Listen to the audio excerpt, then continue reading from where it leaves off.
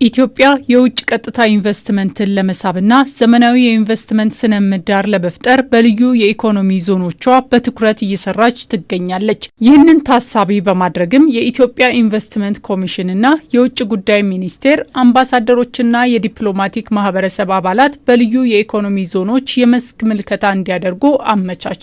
የዲፕሎማቲክ ማህበረሰብ አባላት በምልከታቸውም በልዩ ኢኮኖሚ ዞኖች ውስጥ የኢንዱስትሪ ልማት፣ የፋብሪካዎች የስራ እንቅስቃሴና ምቹ የኢንቨስትመንት አማራጮችን ስለመመልከታቸው ያነሳሉ።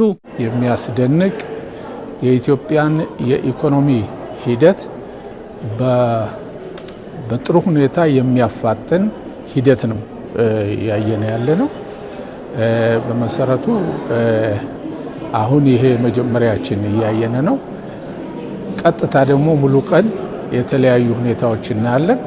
ግን እስካሁን ያየናቸው ነገሮች ሁሉ እጅግ በጣም የሚያስደስቱና የበለጠ ለማስፋፋት ብዙ ኢንቨስተሮችን ወደ ኢትዮጵያ እንዲመጡና ኢንቨስት እንዲያደርጉ የሚጋብዝና የሚስብ ሂደት ነው ያለው። ኢትዮጵያ ትልቅ አቅም ያላትና በቅርብ ዓመታት በፍጥነት እድገት ማስመዝገብ የቻለች ሀገር ናት። በአፍሪካም ካሉ ሀገራትን ፈጣን የኢኮኖሚ እድገት እያስመዘገበች ትገኛለች። ከፍተኛ የህዝብ ቁጥር በተለይ የወጣቶች ሀገር እንደሆነች ይታወቃል። ለዚህም የቼክ ሪፐብሊክ ባለሀብቶች በኢንዱስትሪው ዘርፍ እንዲሰማሩ የሚያስችሉ ሁኔታዎች እንዳሉ አረጋግጫለሁ።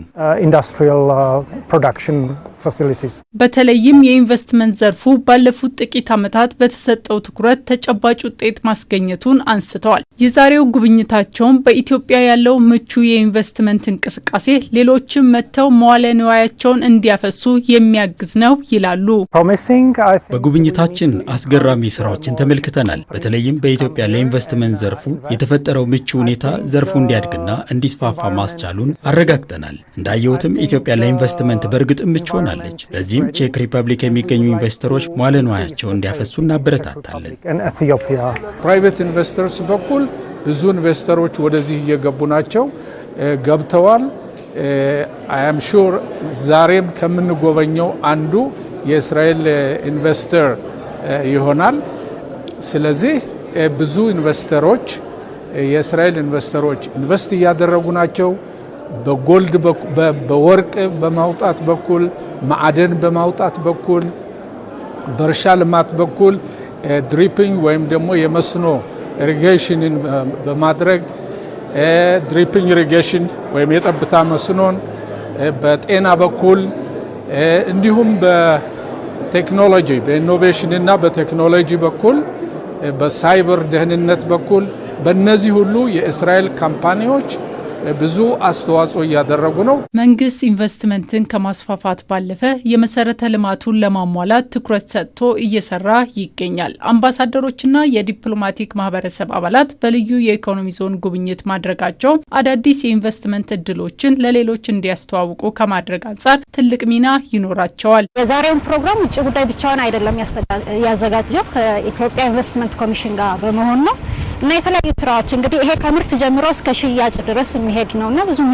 መስሪያ ቤቶች ይሳተፉበታል።